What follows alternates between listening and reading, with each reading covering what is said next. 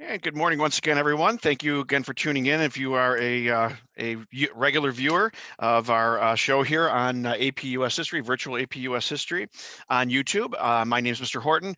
I'm working with Ms. Farr, who is manning our Twitter this morning. And today we're going to welcome to May, by the way, May the 1st. Doesn't seem possible that April went by already, but so today we are going to wrap up with the content review. And next week we actually have some really exciting things happening for you. So we're going to do walk you through some of the process of taking the actual exam and give you an opportunity to actually practice doing the DBQ. We'll break down those questions for you on a couple of the days next week. And then we have a couple of really special guests next Friday. Definitely some reasons to tune in for sure. And Friday, of course, the cat's out of the bag, I think, on Lin-Manuel Miranda being one of the guests for next Friday. So definitely check in for that if you get a chance to do that. So Hamilton will be with us appropriately for US history. So we're going to get things rolling here and really kind of wrap up period 7, the last of the time periods that could potentially be on the exam. Really, this is kind of oh, I'm sorry, I didn't realize Lin-Manuel Miranda is actually today at noon, right after our session. So I apologize for that. So stick around at noon, 12 o'clock today. So really today is very much the Franklin Roosevelt part of our course. Our Twitter is @virtualapush. You can tweet questions to that. And if you have questions, and I'll actually throw some questions at you during our time together today as we wrap up the course, the material part of the course, the content part. So our opening question from yesterday is to think about how the role of government changed, how America was changing in the first half of period 7. Imperialism, the United States becoming more involved in different parts of the world. And really you could link that with World War I if you wanted to, that again, the United States becoming more involved in the world. Progressive era, how does that change the United States? And there's an increased role of the federal government in our economy and regulating our social lives. So today is really, in many ways, a continuation of that story, kind of a repeat in some ways of that story. So we're going to look at American national identity and how it was shaped by a whole bunch of different events that take place during that time period, and including the economy, World War II, how that's going to affect things.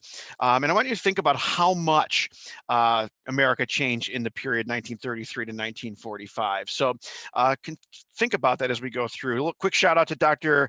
Kamsi Hill at Evanston Township High School, Mr. Glogly, and Ms. Stavinoha. And thank you for all the teachers out there that are tuning in to us and sending some really nice messages our way. We really appreciate that. As well. All right, so key idea number 1 is the New Deal. The New Deal attempts to solve the problems of the Great Depression by using government power. And you probably studied the 3 R's: relief, recovery, and reform. How can we use the government to fix the economy, to be more involved in the economy? Hopefully that sounds a lot like the Progressive era to you, because it is very much like the Progressive era, but on a much bigger scale. Of course, the Great Depression hits in 1929 with the crash of the stock market, and the economy really spirals downward, as you can see from this chart. Unemployment reaching unprecedented levels at that time period. Up to 25% of the workforce was out of work. In that really starting around 1932, 1933. So lots and lots of people are out of work. Banks are collapsing all over the place. So it seems like the financial system is coming apart at the seams. People don't have jobs. They're struggling to pay their bills. They're struggling to feed their families, of course. Some of them ultimately get kicked out of their homes. Many business failures. You can see some of the data that's here. Lots and lots of businesses collapsing. These are in the thousands of businesses every single year, which means more and more people out of work, less people able to manage their own family, feeding their family, for example, paying their bills. So there's lots of examples of laws that are passed that are often referred to as the alphabet soup programs. And so FERA is one, the Federal Emergency Relief Act, which basically gave food and sometimes cash to people that were in immediate distress. So relief is sort of solving the problems that needed to be solved right now. People are starving, people are homeless. So That's sort of what relief is kind of all about. And this is a good example of doing that. How do we make sure people don't starve to death, at least in the short term? And you can see, you know, the red areas of the country here, the red states are the highest percentage of people on public relief, getting assistance from the government to help them out. The green is, again, the second sort of tier of that. So large parts of the country here that were really struggling during the Great Depression, including farmers. The AAA, the Agricultural Adjustment Act, is another example of a federal government law that tries to help farmers. It helps them to refinance their mortgages. It helps them to resettle in areas that are less stricken by the Dust Bowl, which life for farmers wasn't all that great anyway. But then on top of that, you have this terrible natural disaster that ends up making people look like this. If you're from the snow belt region of the country, you've probably seen snowstorms like this, where there's drifts of snow. Imagine that being full of dirt instead of snow. And so you have that on top of the problems of farmers. So here you have the federal government stepping in and trying to help those farmers. They try to reduce the supply of goods by destroying some of the crops, destroying some of the livestock, to try to raise the price of those in the market, is another example of things. The PWA, which gave people jobs in building all kinds of public works like airports and public school buildings and court buildings and town halls and bridges, you name it, they built it with the PWA. And so this is putting people back to work. This is more of a recovery type program, because once you're employed again, once you have an income, you don't have to worry as much about, you can now begin to feed your own family. You don't have to worry about those day-to-day things as much as you did if you were on a relief program. So this was designed to get the economy running again, to get people back to work and able to basically help themselves. A good example of a reform from the New Deal is the FDIC, the Federal Deposit Insurance Corporation, which is an attempt to strengthen or solidify the banks. The banks, of course, collapsed when the Great Depression began and people lost their faith in them. Some people lost their entire life savings because there was no federal insurance of bank accounts. And that's what this program did. So this would be a good example of a reform program, a program to fix the economy, to make sure we don't end up back in that same situation that we did in the Great Depression. And another example is the SEC, the Securities and Exchange Commission, which regulated the stock market, trying to prevent a total meltdown of the stock market as well. Again, another reform. Social Security, maybe the most famous or well-known of the New Deal programs. Some people call this old age insurance. It's to help people that are no longer able to work because they are too old, to prevent them from falling into poverty. And some people consider this to be one of the top accomplishments of the New Deal. So let's try a little practice for the exam. Here's a political cartoon, and the question says, what proof does this provide about the extent of change in America? So we'll get the timer started for you here.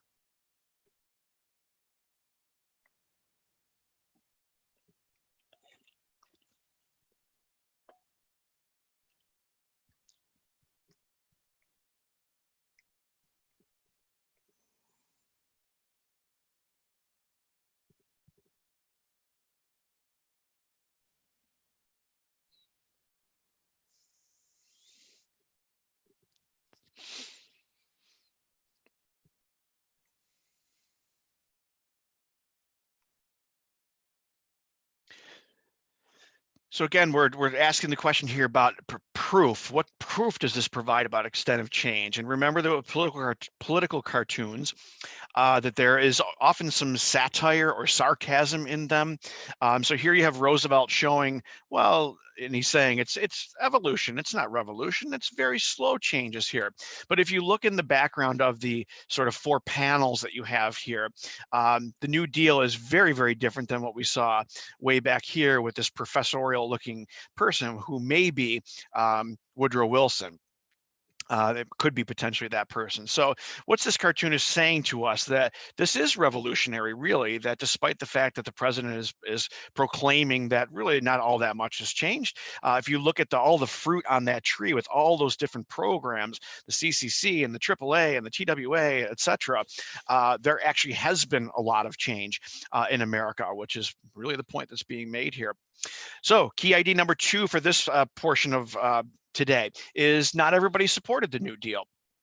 And by the way, I'm leaving lots of the examples of programs out because we could basically take the whole hour to talk about the New Deal, but we're not going to do that to you here. So, couple of key ideas here. Some groups on the left felt that Roosevelt didn't do enough, that we needed to push the system even further, make even more drastic reforms, more drastic changes. And a couple of those examples we'll talk about in a little bit more detail in just a second. And then some groups on the right side of the political spectrum felt like the New Deal had gone too far, and that we had done too much and done too many changes and needed to sort of turn that back a little bit. So you have groups really on both sides here, much like you would in the 1960s, when there's another social program that takes place where some people on the left felt like it hadn't gone far enough, it hadn't done enough, and then you had people on the right that felt like it had gone way too far and that we needed to turn the dial back. So what is the name of that program in the 1960s? We'll ask you to tweet that to @virtualapush. What's the name of that program in the 60s that in many ways is a legacy or a second phase, if you will, of the New Deal? So some people that didn't like the New Deal or opposed it or criticized the New Deal, one is the folks that you see here, people like the head of the Communist Party, William Foster. And his argument essentially is that the New Deal's not helping people on the bottom, it's helping bankers and monopolists, that it's really only designed to help the people at the very top of the social pyramid here, or the economic pyramid, if you will. So, and this person, of course, is accusing FDR of moving us towards fascism. Communists, of course, are opposed to fascists. The president's gaining too much authority. So this person is opposed to it because it's not communistic enough, essentially, in his view. You also have people like Upton Sinclair. You might remember him as being the author of The Jungle, that book that exposed conditions in the meatpacking industry. During the progressive era, he comes up with a program that Upton Sinclair was a socialist, which is sort of communist light. And state system of production and exchange should be set up, is basically what he's arguing here. Very similar to communistic kind of ideas. Good job, Owen Fick, on getting my question right about the Great Society in the 60s being very similar to this. So Sinclair would be arguing that we need to do more. And labor unions felt like we could be pushing this a little bit farther. So an important step forward for labor unions in the New Deal was the Wagner Act, which granted labor unions, the government guaranteed their right to organize, which means to form a union, and to bargain collectively. In other words, to bargain for a contract to protect them. So if you remember a couple days ago, we talked about the kind of class war that was going on between labor unions and the companies. Now the government in the 1930s is guaranteeing those labor unions the right to exist and to resolve their issues with their bosses through collective bargaining or through negotiations. So a really important step forward for labor unions. After the Wagner Act is passed, there's a whole series of strikes that take place as there's some debate within the labor union about whether or not we should organize the unskilled people. If you recall, the AFL only organized skilled people. And so the CIO, led by the guy that you see here, affectionately known as Bushy Eyebrow Guy in my own classroom, John Lewis, who is the leader of the CIO, wants to organize the unorganized people, the unskilled people. And so you have a fairly famous strike in the steel industry called the Memorial Day Massacre. There's a sit-down strike at General Motors. And it's famous in many ways, but one of the things that it does is it is an inspiration for the later sit-in movement in the 1960s. These guys went to work and sat down on the job and just simply refused to do any work, which makes life a lot more difficult on the boss. A lot harder to replace those people when they're sitting in and occupying essentially the factory. Another opponent of the New Deal, Francis Townsend, wanted the federal government to give every citizen 60 and older $200 a month. That would be financed by a national sales tax of 2%. And of course, the other part of that is that when you were 60 or older, you had to retire. And so that would open up jobs, of course, for younger people. So this is a little bit more radical of a plan, certainly, than what the New Deal ultimately was. Social Security is kind of similar to this, but not exactly the same. Huey Long, his nickname was the Kingfish.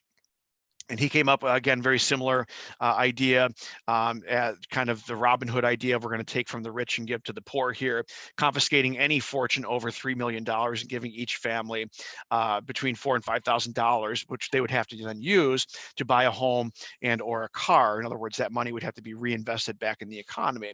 And again, this is suggesting that the New Deal could go a lot farther than it certainly has here. So let's see what you think about this letter. It's a letter to Senator Robert Wagner. You might think about who this letter is addressed to, might help you to understand it. So again, what proof does this provide about the extent of change in America? Think about that question.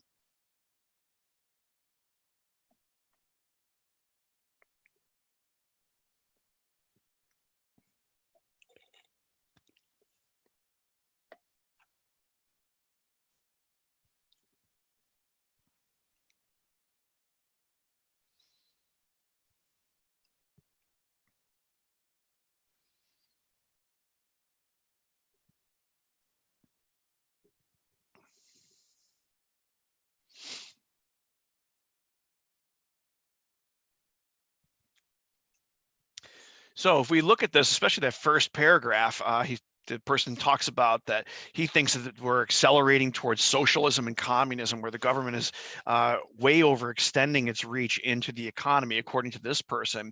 And think about why someone would write to Senator Robert Wagner. He's the author of the Wagner Act, the sponsor of that act. And the person says they understand why we're pushing for more working people's rights here, but they clearly feel like things are going too far.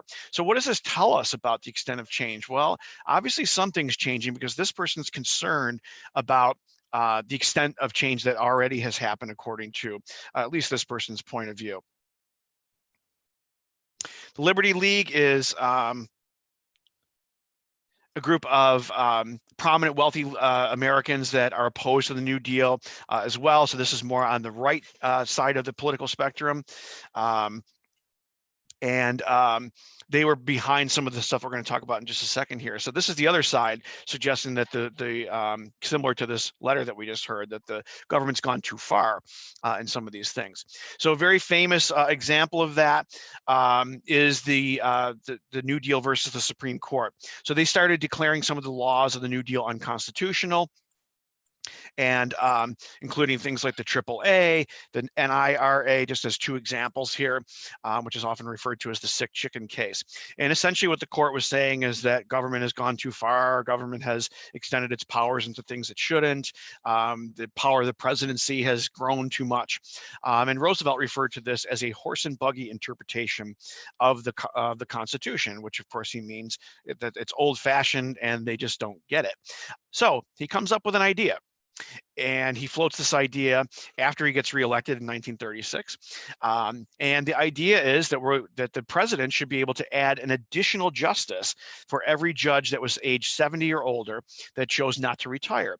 So under that plan, had it gone through, Roosevelt would have been able to add 6 more judges to the Supreme Court. Now remember, the president appoints Supreme Court justices, and then Congress would have to approve them. So Roosevelt obviously would be able to put a whole bunch of people on the court that would be friendlier to his ideas, and that's exactly what he's up to here. So a lot of people were opposed to this, including many Democrats who went to Roosevelt and basically said, listen, we can't support you doing this. It's almost like you're trying to take over dictatorial power. Congress is controlled by the Democrats. Roosevelt, of course, was a Democrat. And now to try to control or manipulate the court is just going too far. But what's interesting is that the court begins ruling in favor of some of the New Deal laws. So the National Labor Relations Act, the Wagner Act, the Social Security Act, those were declared constitutional as opposed to unconstitutional. So you might say that Roosevelt lost the battle but won the war. This is very unpopular. It clearly is an attempt to get around checks and balances, which makes a lot of people upset about it. Interestingly, Roosevelt ends up putting 8 people on the court anyway, just because of people dying and retiring. So he does end up actually packing in the court, so to speak, just not using his original plan. He actually does it the old-fashioned way they're supposed to. And at the time of Roosevelt's death, you can see here, 7 of the 9 people on the court were people that were put on by Roosevelt. So he ends up, really shaping the court anyway.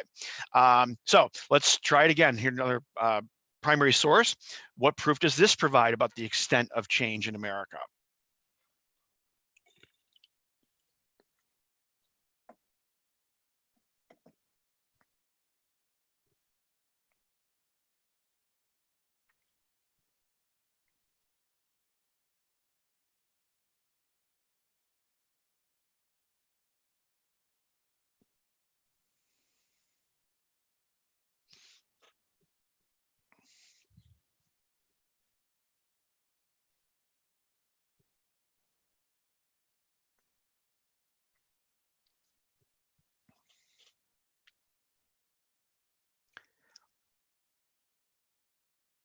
So this person seems to be supportive of the changes that are happening, but it certainly is evidence that there's some changes happening. The planning board under the president, for example, the court being changed by the makeup of new justices that are being put onto the court. They talk about the government being strengthened and renovated. So this doesn't seem to be negative. It seems to be in favor of some of these changes, and this would be a person that thinks that or agrees with some of the changes of the New Deal. How about this one?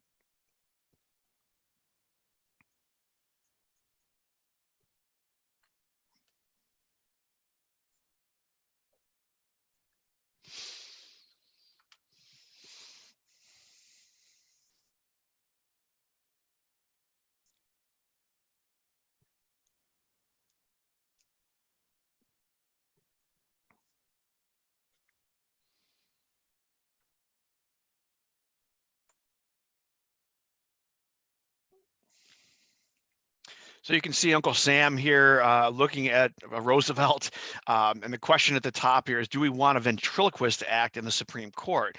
And ventriloquist, of course, is somebody that controls puppets.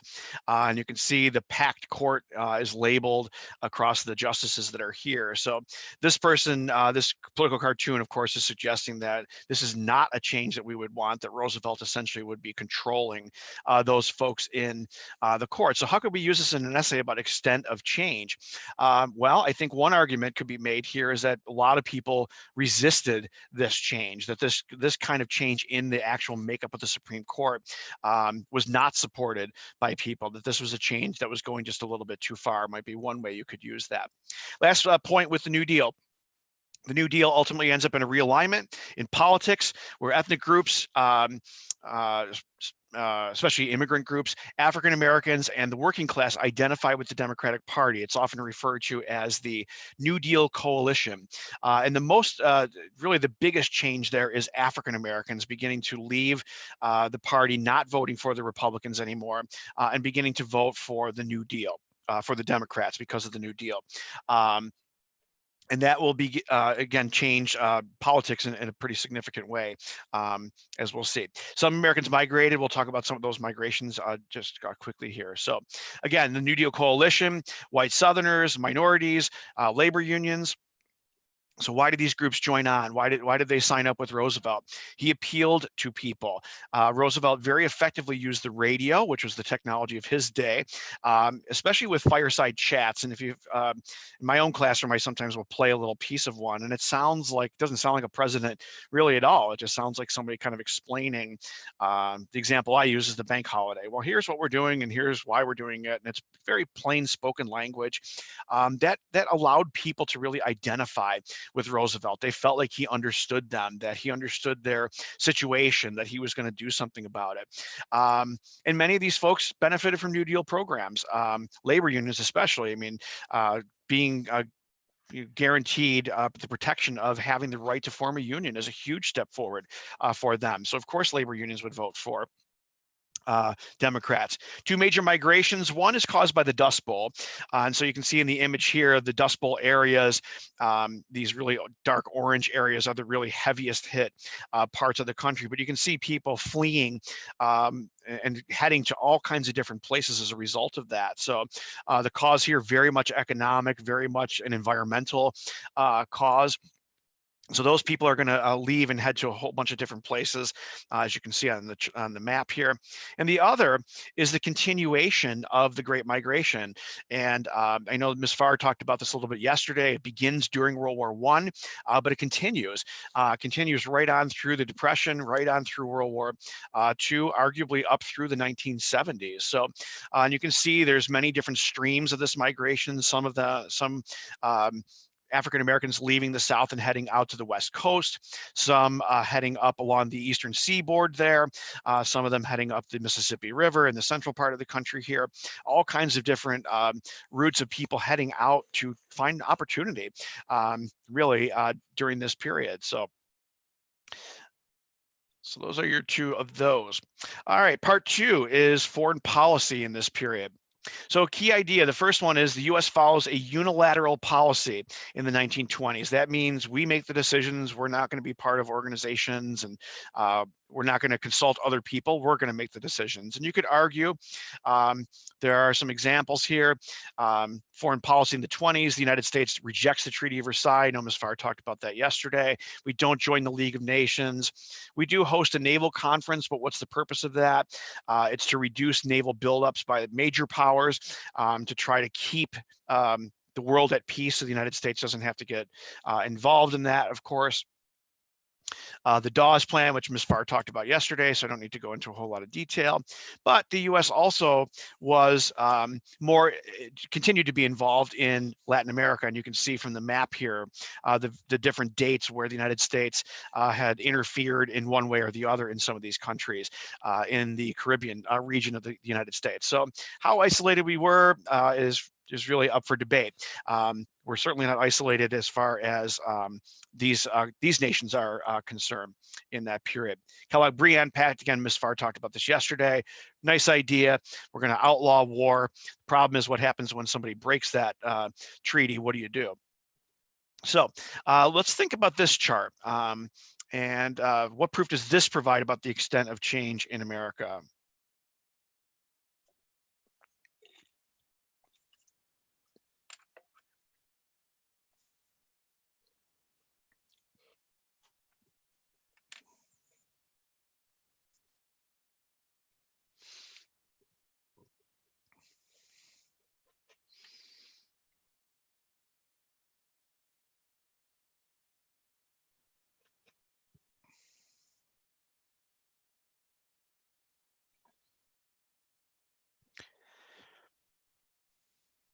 So hopefully you could annotate this chart if you were explaining it to someone, now that you're a student of history, to explain, well, gee, why was there this big jump up back here in the late 19 teens?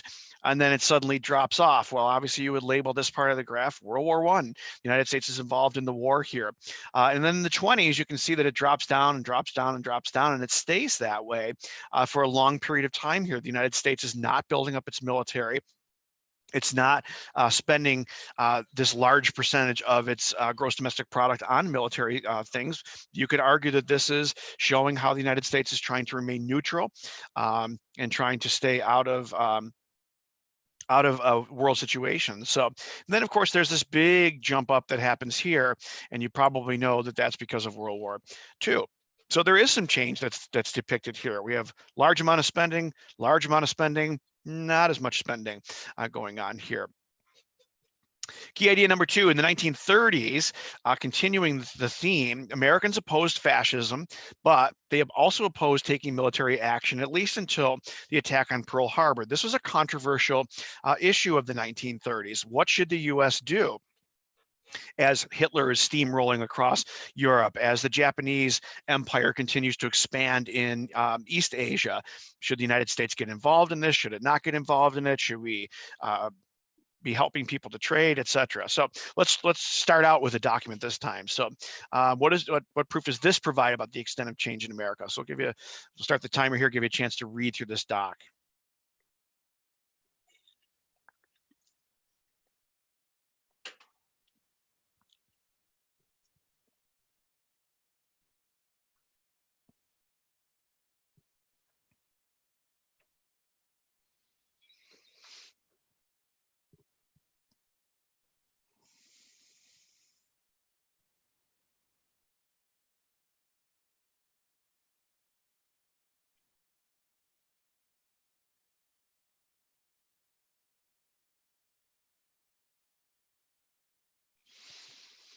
Okay, so again, this is Gerald Nye, who is the head of a committee in Congress called the Nye Committee, and that committee ultimately will be responsible for passing a series of laws, and we'll talk about those laws in just a second. And notice he's speaking to a meeting called the Keep America Out of War meeting, so that should give you some hint as to what this person's point of view is. So don't skip over the source line, by the way. When you look at the documents, there might be some hints in there about what you're going to be reading. And what he talks about, especially in that second paragraph, is how America's desire to trade got us involved in World War I, that ships like the Lusitania heading across the ocean were putting American lives in danger. And so the way to avoid that, of course, is to not have trade with countries that are involved in war. And we sometimes call that storm cellar diplomacy, where you duck your head and close the door behind you here and hope you wait for things to sort of blow over. And again, some examples of that: the Neutrality Acts, which you see here, which continue to adjust over the course of time, as you can see. We're not going to ship any arms or any weapons to anybody. No American citizens can travel on ships of countries that are at war. In 1936, they amend it to say we can't loan money to countries that are involved in war. In 1937, they change it again and say you can't ship weapons to either of the two sides that are fighting in the Spanish Civil War, which in the Spanish Civil War, there were people, both sides are being backed by outsiders there. So the United States is very much in the storm cellar. We don't want to be involved in this. So let's think about that as you read through this quote from Roosevelt's speech.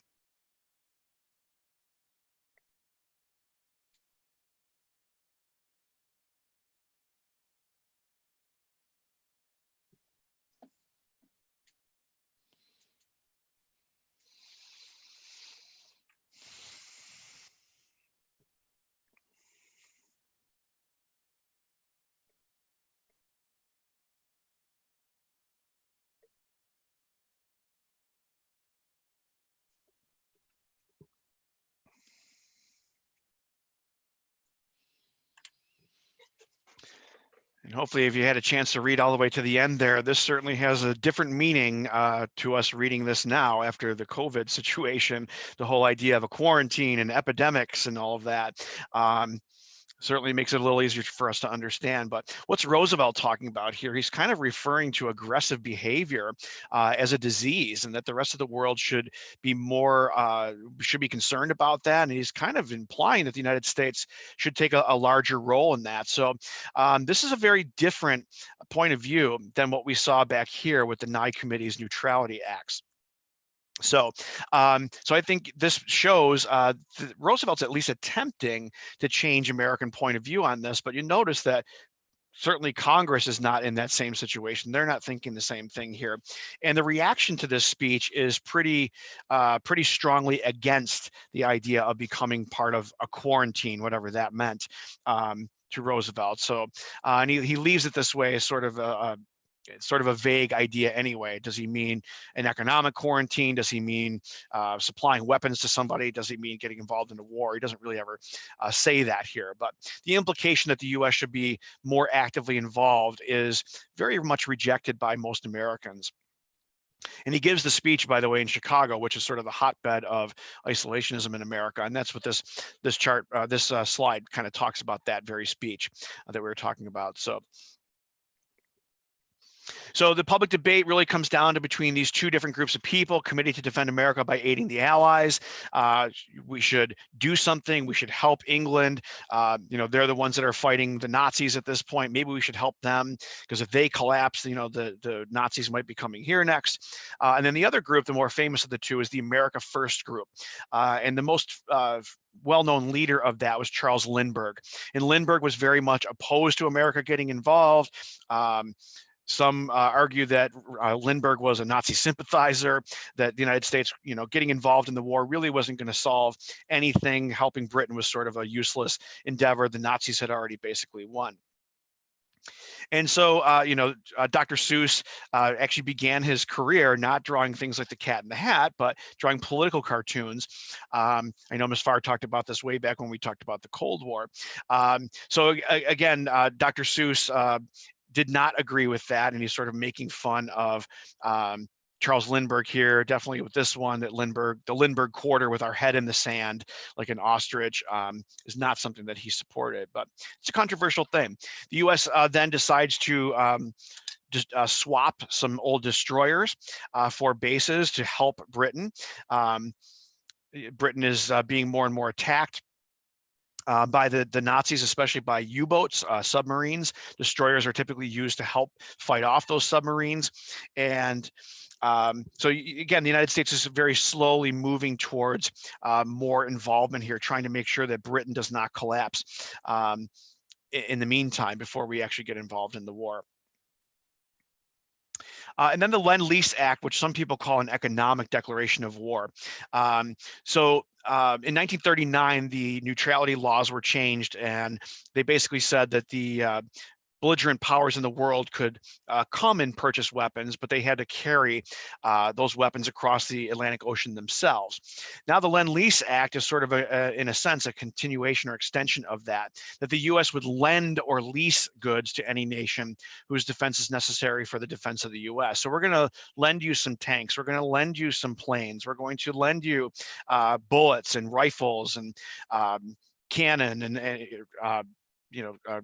artillery like that. So you can just borrow it and you can return it when it's over. So they don't have to buy it, which would be what the 1939 law was suggesting here. But the U.S. essentially is becoming the supplier of the Allied powers in World War II. And this is before the U.S. is actually involved in the war. So think about that defense spending chart that we looked at just a few minutes ago. This very much accounts for the beginning of that upward tick that we saw in the beginning part of the 1940s. As I mentioned, not everybody supported it. The bill was numbered 1776. And so let's ask a little Twitter question. Why would 1776 be the number of that? What's the connection that they're trying to make here with that? And the thing that, of course, changes everybody's opinion about this is the attack on Pearl Harbor, which happens on December the 7th, 1941.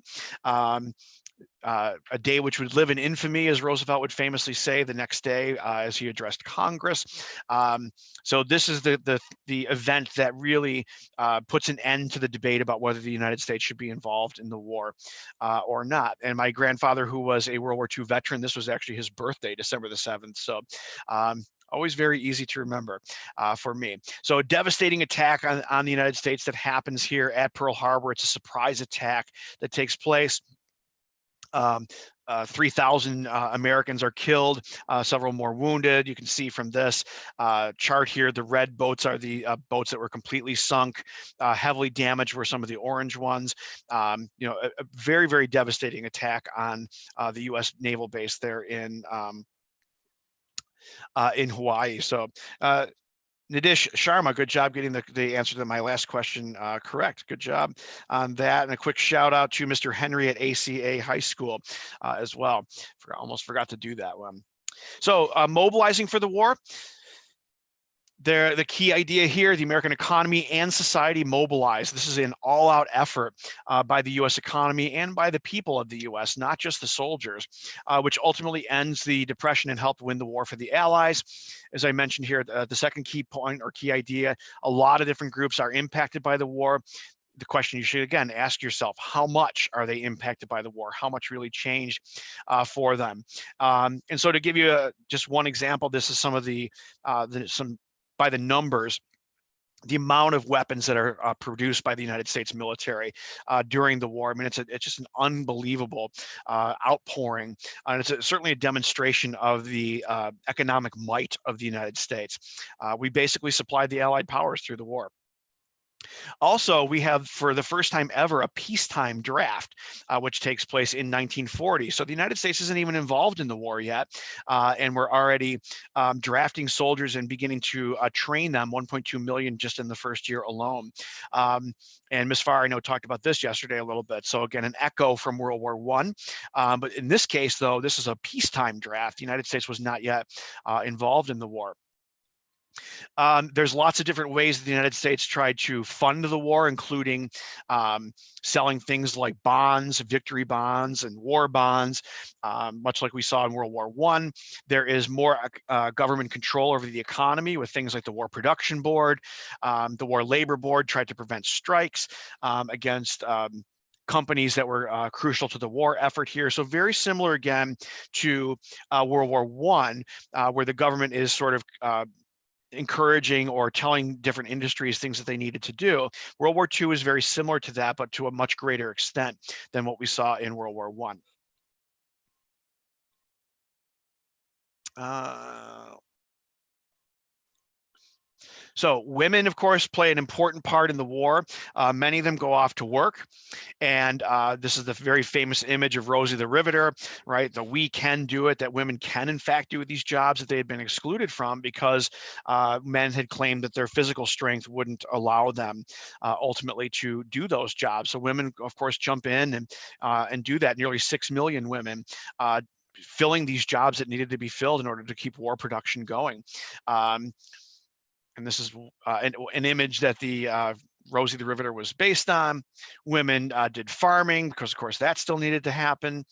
They also served in the military in auxiliary units of the actual military. So over 200,000 women did that as well, serving their country this way. So let's give you a little bit of time here to read through this and think about change in America, how much change is being shown here.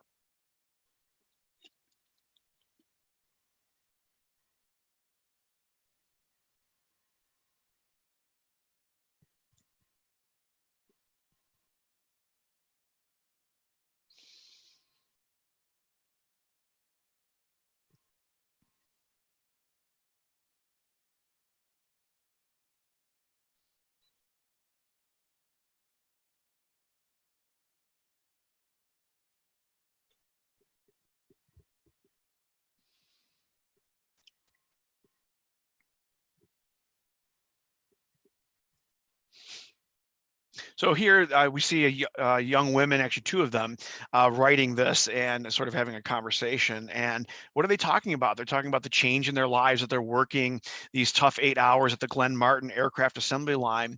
And it's interesting, at the bottom, they talk about, well, what happens when the war's over? Will we still be working, or will some of us quit? And as some of you may know, after World War II, many of the women were expected to leave those jobs and to allow men to retake those positions in industry. So they're sort of anticipating where this might ultimately go. But it certainly shows some change that we have women doing these jobs that traditionally they were not allowed even to do. African Americans served. Over 1 million African American men joined the armed forces, although they were served in segregated units. And the Tuskegee Airmen is one of the more famous examples in World War II. But this would launch, in many ways, the roots of the modern civil rights movement. So things like the WWII campaign, where African Americans proclaimed to be fighting not only against racism in Germany or in Europe, but also racism at home. And so much of the modern civil rights movement that will come afterwards really has its roots here in World War II. In 1941, there was an executive order that banned discrimination in defense industries. Any company that was producing for the federal government could no longer discriminate against African Americans. Again, we talked about a little bit before the Roosevelt coalition, that African Americans began voting for Democrats a little more. This is part of the reason for that. He, of course, is encouraged, or some would say had his arm twisted into doing that, because A. Philip Randolph, who was the head of the Brotherhood of Sleeping Car Porters, threatened a march on Washington to embarrass Roosevelt if he didn't do something about discrimination in those war industries. So, so again, African Americans standing up for themselves here and demanding things be different. And ultimately that will happen. And there are racial clashes during the war, unfortunately, some of this because of white resentment. Some people, of course, oppose change, which is what that basically means. So let's try this document.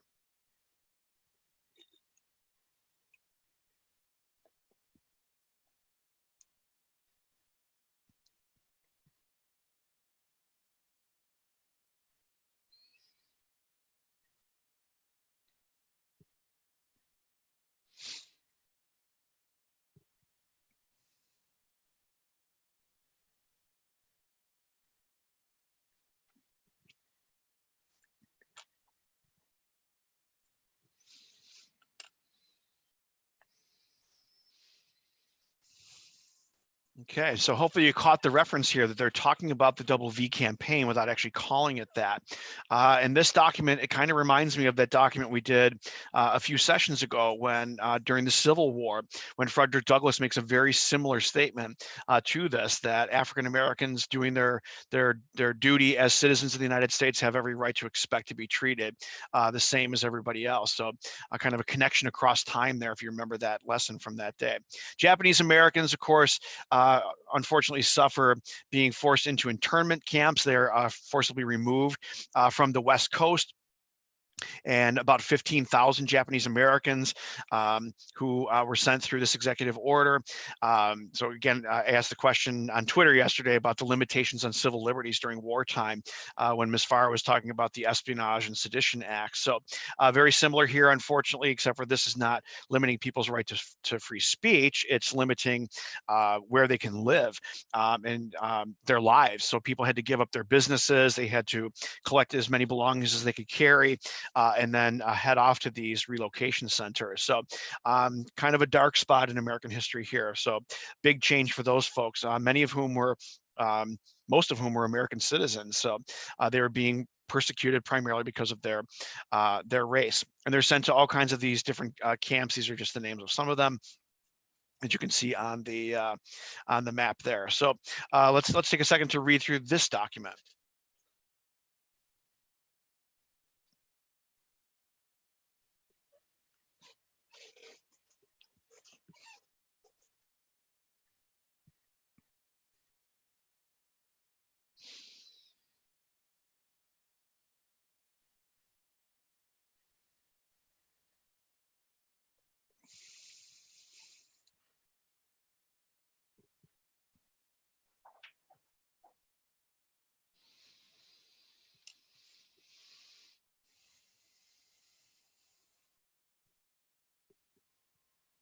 So if we're looking at extent of change, I think this is a pretty obvious one. There's all kinds of examples of extensive change here. This is a person questioning, gee, I mean, look how radically their lives have changed just as a result of World War II and all the conditions that this person describes in the camp.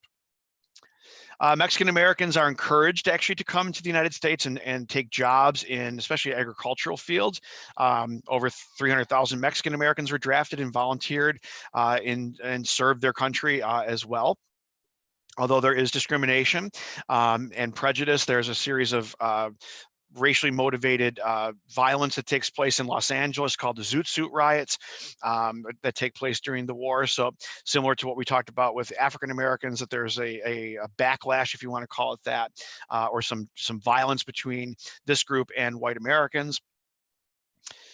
And the Navajo, the code talkers, Native Americans also served this very unique role in World War II, serving as the communications people for their units. The Navajo language is not a written language, so it's very, very difficult to decipher it. So the Japanese, even if they could intercept the radio transmissions, they had no idea what was being said here, because they didn't have Rosetta Stone for the Navajo language in those days. So. And the last piece is World War II, the war and the aftermath. So the war was viewed by Americans as a fight for the survival of democracy and freedom. This became this is an easy war to sell to people, that we're fighting against tyranny, we're fighting against terrible things. And the revelations about war crimes after the war reinforce that this is exactly what that war was about. It's about protecting human rights and human decency, and protecting democracy from the evils of fascism and dictatorship. The US and the Allies win for a lot of different reasons. The Allies cooperating with one another, especially England and the United States. Roosevelt and Churchill, the British Prime Minister, develop a very close relationship during that war. Technological advances, including the atomic bomb. There's a race to develop an atomic weapon, and thankfully the Allied side gets it first. And contributions of servicemen and servicewomen, the soldiers and women that served in the military to win the ultimate victory here. America's leading role in the war and the destruction of many places around the world, especially Europe, allowed the U.S. to emerge as the most powerful nation on Earth. At the conclusion of World War II, I often say we're the undisputed heavyweight champion. There is no more powerful economy in the world. There is no more powerful military in the world at the conclusion of that war. And the U.S. is going to take up a leadership role in the world that we kind of talked about when we began all of this, starting with period 8, a long, long time ago, it seems like. So evidence of the Holocaust, of course, this is not President, General Eisenhower, he would eventually become president, witnessing some of the evidence of the Holocaust and suggesting that photographs and this evidence be preserved for the future, so people couldn't claim that this didn't happen. The Atlantic Charter is one example of the cooperation between the two sides. This is where Roosevelt and Churchill first meet, and they come up with a series of principles that they think that the post-war world could look like. And it's interesting that this is August of 1941, before the US is actually involved in the war.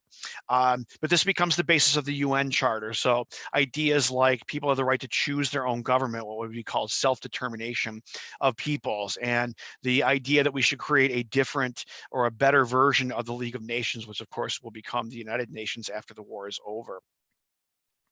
So again, just to mention a couple of turning point battles, definitely D-Day. This gives you, this is a great graphic that shows all the different pieces of that story, the invasion at Normandy that takes place on June the 6th, 1944, and really begins to turn the tide in Europe, as now the Germans have to fight a two-front war against the Allies. So the Russians are, of course, attacking them on the Eastern Front, and now England, France, the United States, and other Allied powers now have a foothold in Europe. But just the largest ever amphibious assault in world history, and you could just imagine the amount of planning that had to go into carrying this whole thing forward. The film, maybe some of your teachers showed you parts of Saving Private Ryan. That movie begins with one of the beaches that was hit that day by the Allied forces. And in the Pacific theater, you have island hopping, where really have sort of two parallel things happening here, where the Army is sort of making its way this way up the islands in the Pacific, and then the Navy is again trying to cut off or defeat the Japanese Navy and move them this way. So island hopping was sort of going, bypassing the most heavily fortified islands and trying to basically cut off the supply line is essentially what happens there. So, and again, this is an excruciating effort. It takes a long time, a lot of casualties, much like in Europe. Of course, the atomic bomb is the thing that ultimately ends the war. With Truman making that decision, Roosevelt passes away in April of 1945, so he's not alive when they actually successfully test the thing. test the bomb and see that it works. But eventually Truman does make that decision, and this causes Japan to ultimately surrender. Germany had surrendered in May of 1945, and Japan continued fighting through the summer until the atomic bombs were dropped on Nagasaki and Hiroshima. Not in that order, I actually have them backwards there. Hiroshima first and then Nagasaki. So because we're kind of running short on time here, I don't want you to miss Hamilton. So a quick recap. America's economic system evolved into one of the leading industrial powers in the world during this period. So again, think of the reforms of the New Deal era that we're talking about, and eventually the massive industrial capacity that's shown during World War II. America becomes the leading defender of democracy and freedom in the world. It's a role that they had decided to not really follow after World War I, but then do take up that role after World War II, leading into the Cold War, which is what the third bullet point is basically talking about. The U.S. would no longer retreat into its historical isolationism. And the war was a turning point in many, many ways for different people in the United States, for migration patterns in the United States, for our military position in the world, for our role in the world. The different political parties, who they're going to appeal to, thanks to the Roosevelt Coalition, as I mentioned a little bit before. Lots of changes as a result of Franklin Roosevelt. So thank you again for watching. Thank you. I know there's many students out there that have tuned in for, if not all of these, very many of these content review sessions. We hope you stick with us next week where we come back and do prep week. We'll kind of walk you through the exam and hopefully set you up really nicely for May 15th when you get a chance to take that exam. So thanks again for watching. Again, hopefully we'll see you on Monday morning as we go through one more week of helping you to prepare for the exam.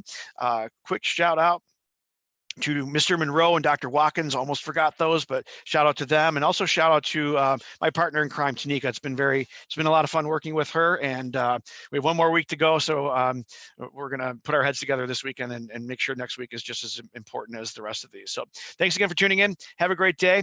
Good luck. Make sure you check out Hamilton coming up in 5 minutes.